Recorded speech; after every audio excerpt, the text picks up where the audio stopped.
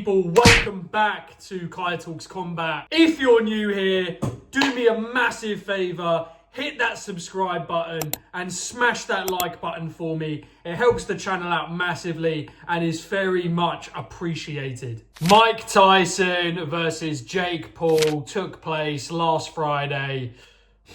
Let's talk about it. That was a hard watch, wasn't it? That was a hard watch. As I've said in a couple of videos now, I was not a fan of this fight happening. I just wasn't, and I'll tell you why. I wasn't alive to see Mike Tyson in his prime. But having gone back through the archives, I've watched those legendary fights with Larry Holmes, Frank Bruno, Evander Holyfield, Lennox Lewis, and so many more. He's one of my favourite fighters, and in my opinion, one of the best to ever lace up a pair of gloves. This man is one of the GOATs of the sport and one of the most ferocious champions the heavyweight division has ever seen. On the right night, in his day, he could beat anyone. I really, truly believe that. He achieved so much during his career in the sport and has forever etched his legacy onto the Mount Rushmore of heavyweight boxing. But that man, that version of Mike Tyson, Iron Mike, the baddest man on the planet, the killer, the savage, that man is a long, distant memory now and has been for a long time.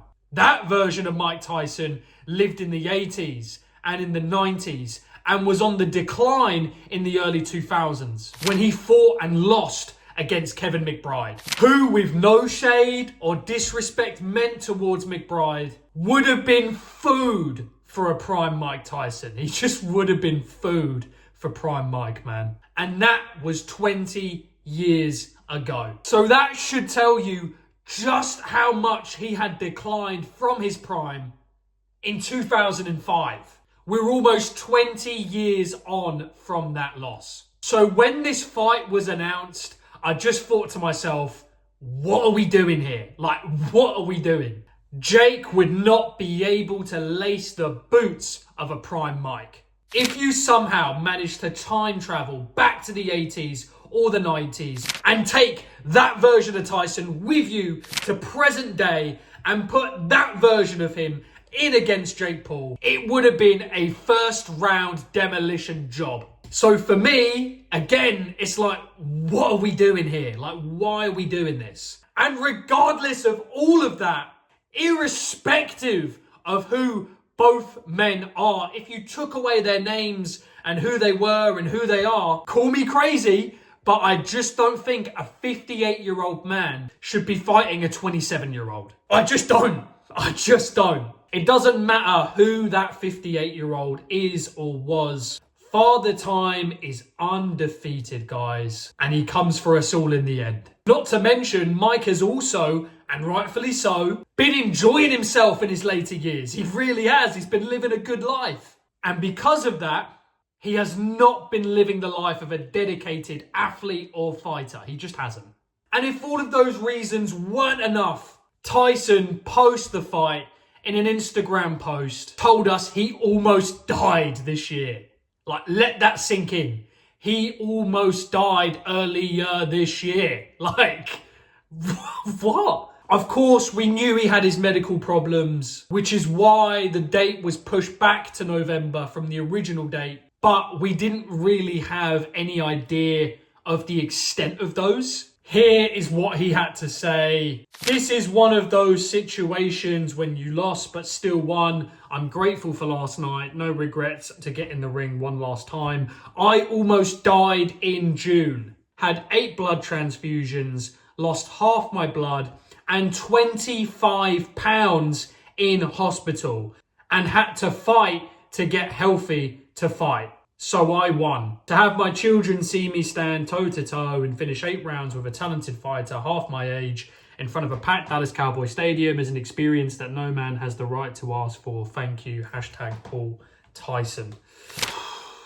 How on earth was the fight even sanctioned? Like, that is just absolute insanity, isn't it? He had 8 blood transfusions, lost 25 pounds in weight, and almost died.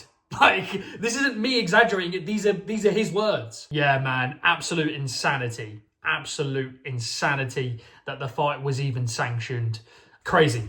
Absolutely crazy. Despite not knowing the full extent of his condition and what was going on health-wise with him, in the lead up to this fight, I was never one of those who bought into the hype that Tyson would be able to turn back the clock by 30 or 40 years. You know, I knew what this was. But there were a lot of people who really thought we were going to see a Tyson of old. And I get it, right? Like everyone else, I saw the sped up and edited footage of Tyson tearing through the pads, looking like an absolute savage. And I get it.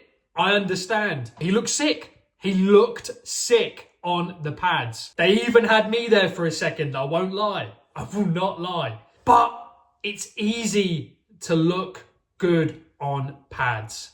It's essentially a practiced and choreographed routine that you go through with the pad holder. I'll be honest, I'm absolutely useless in a pair of gloves, right? And yet, having done enough training and enough pad work over the years, even I could look half decent doing a couple of combinations in a quick 10 to 15 second video. Tyson is purely going through the motions of the combinations, performing sequences that have been committed to muscle memory over years and years and years of practice. Add some professional editing into the mix, where you're cutting out all the rest breaks in between. Give it a 1.5 or 2 times speed, and you've got yourself some serious promo footage. It is what it is. In my final prediction video, I thought Tyson probably had 2 to 3 rounds in him before he would gas out.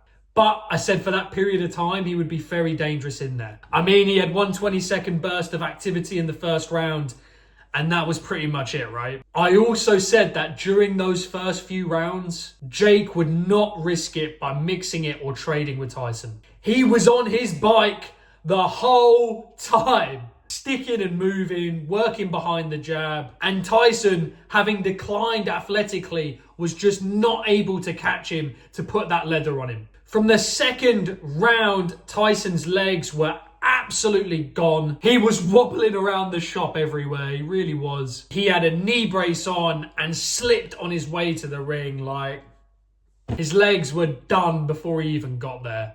The rest of the fight just was what it was. Essentially, what we saw was Jake carrying Tyson through the motions in there, and he went on to win a unanimous points decision. I'll be honest, at times that was a really hard watch.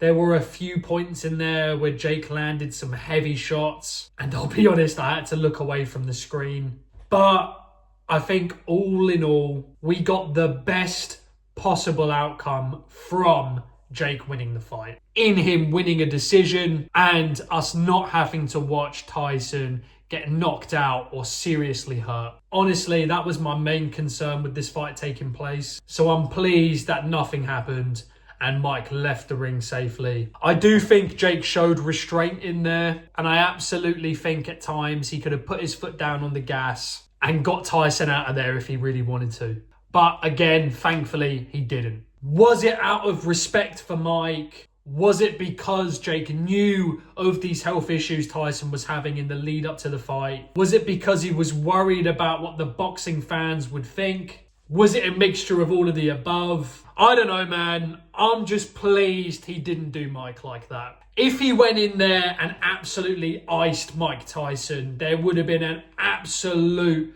fucking uproar, wouldn't there? And I'm sure that would have been playing on his mind. Essentially, the fight was just an exhibition, wasn't it? Mike got paid a cool $20 million for a 16-minute run around the ring. And Jake got Tyson's name on his pro record and got paid $40 million for doing so. And to be honest, I think if it was advertised as that, I don't think people would have had such a big problem with it. Of course, you still don't want to see a man at Mike Tyson's age in a ring against a guy half his age. But given the choice between seeing Mike in an exhibition versus a sanctioned professional fight under a professional rule set, I'd take the exhibition any day. I think we do absolutely have to put blame at the door of the Texas Department of Licensing and Regulation who sanctioned the fight. And I know there were amended rules with it being 2-minute rounds and 14-ounce gloves instead of the usual 10.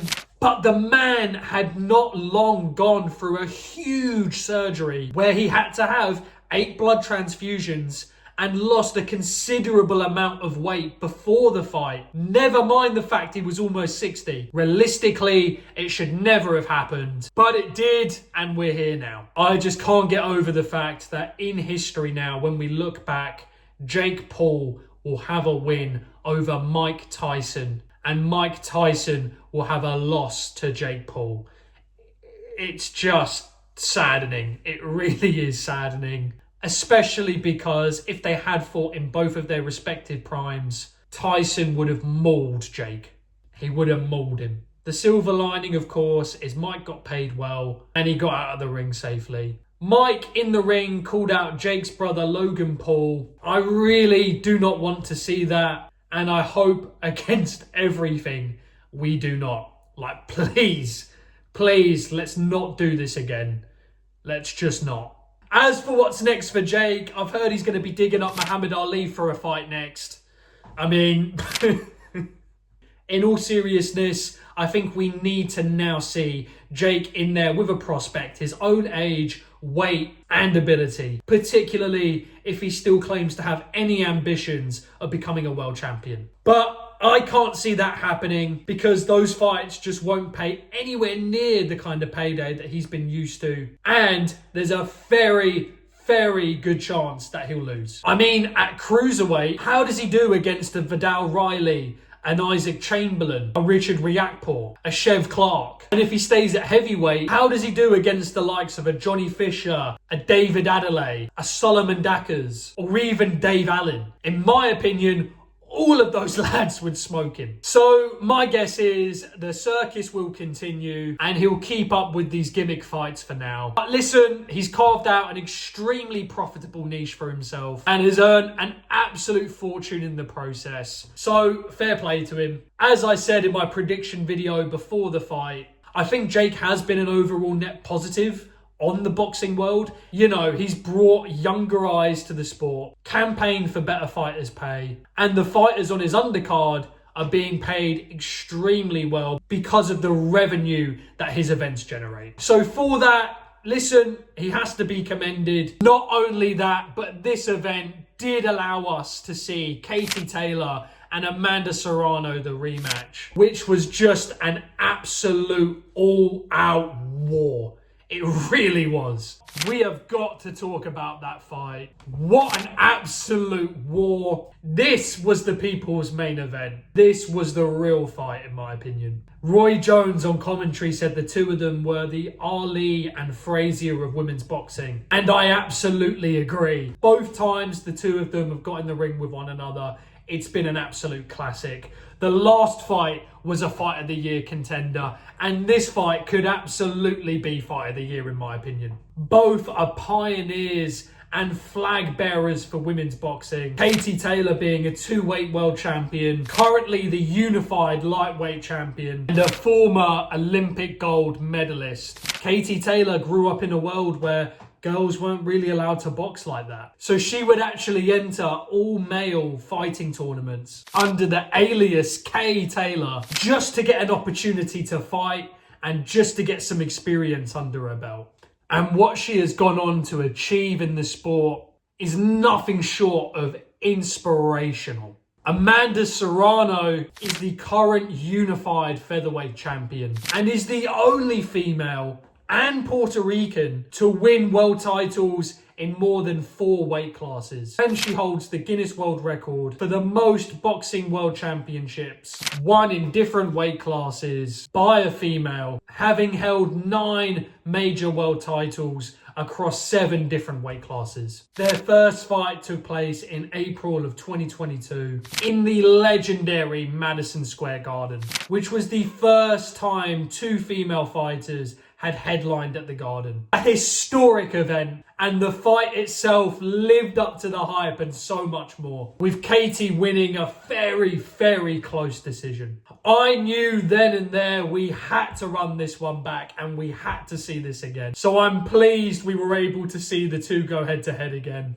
And it was an absolute barnstormer. It really was. Round one was exactly where they had left off from the last fight. Katie started the fight by boxing off of the back foot, and Amanda was just chasing her down, trying to close down the ring and unleashing shots on her. Katie seemed to struggle with Amanda's tempo at times in there and kept going in for the clinch to disrupt Amanda's flow. It was an interesting one. It seemed like Katie struggled with Amanda's volume at times, and I think the commentary maybe even mentioned this, but it just seemed like Katie's cardio wasn't quite there on the night. Could that have been due to the year-long layoff she had out of the ring following reclaiming her titles from Chantel Cameron in their rematch? After the first few rounds and Katie boxing off the back foot, it seemed to me she just thought, right, do you know what? Let's just trade. And she was standing there and trading in the pocket with Serrano at times. And I just thought, wow, we're in for a spectacle here. Like, what a scrap. Both women were landing some absolute bombs on one another. We obviously had the headbutt in the fourth that opened up a nasty cut above the right eye of Serrano, which was then worsened when Katie landed a peach of a shot in the sixth, causing the referee to put a pause on things and call the doctor in to take a look. Honestly, I thought to myself, do you know what? They might call this one off, you know. And if it were any other ref, and it were any other card, and it were anywhere else, I think they may have. The doctor asked Amanda if she could carry on, and the absolute warrior that she is, blood just dripping down her face, just said, yep, like, let's have it. Let's have it. And carried on. Fair play to her, mate. Serrano is an absolute beast. She's got that dog in her, man. She's got that dog in her. Straight away, she was just back out there, putting it on Katie. Katie was just peppering her with headshots. Both women were just taking lumps out of each other. In round 9, Katie again was leading with the head on the inside. Was it intentional? I don't think so. It certainly didn't look intentional to me. I do think, like many fighters, she is an occasional user of the dark arts and has a habit of leaning forward as she closes the distance in fights. But regardless, you can't be doing that, right? So understandably, the ref took a point there. The last few rounds were absolutely sensational. They really were. Both ladies just absolutely teeing off on each other. It was an absolute blockbuster. It really was. And like I say, a fight of the year contender for me. Absolutely fight of the year contender for me. Having gone the distance, the fight went to the judges' scorecard and it was a unanimous points decision win for Katie Taylor. Was it a robbery? I don't know, man. It was a close fight. It was a really close fight. I personally had Katie Taylor winning and having just done enough. Equally though, you could absolutely make a case for Amanda Serrano having won. You could make a case for a draw. Yeah, it was a really close fight. It was a really close fight. If Amanda had won, I wouldn't have been upset. Put it that way, I wouldn't have been upset. I think in terms of what's next for both ladies, I want to see that again. We've done both fights in the States. The first fight was in New York at Madison Square Garden. The second fight was at Texas at the A&T Stadium. Let's run it back and let's do the trilogy at Croke Park in Ireland, man. Katie deserves it. The Irish fans deserve it. Let's give the people what they want. It has to be done. It has to be done, man. It just has to be done. If the pair don't fight next, what's next for both fighters? I mean, Skye Nicholson is there and she's tearing up the featherweight division. After defeating Raven Chapman out in Saudi earlier this year, she deserves a pop at the champ, Serrano, and already having the WBC belt. They've got a unification fight at featherweight there. If it's not Serrano and Taylor, the trilogy next, that's the fight I want to see personally. I think Skye deserves it. Katie Taylor, she's got a couple of options, right? You've got the Chantel Cameron trilogy fight, both ladies being one apiece. You've also got a young, hungry lion in Caroline Dubois, who is the mandatory for Katie's WBC belt. So Katie could fight her. There's options out there for both ladies, but listen, man. The first fight was so spectacular. The second fight was so spectacular. Let's do the third and let's bring it home to Ireland for Katie, and let's do it in Croke Park. Anyways, guys, we'll leave it there for today. Smash that like button for me. And please, if you haven't already, hit that subscribe button for me. It will be doing your boy a massive favour and helps the channel grow. Put your comments down below on your thoughts on Tyson and Jake Paul. What did you make of it all? Where does Jake Paul go from here? Do you care? What's next for Katie Taylor? What's next for Amanda Serrano? And what were your thoughts on the fight? Let me know. That's all for today, and I'll catch you guys on the next one.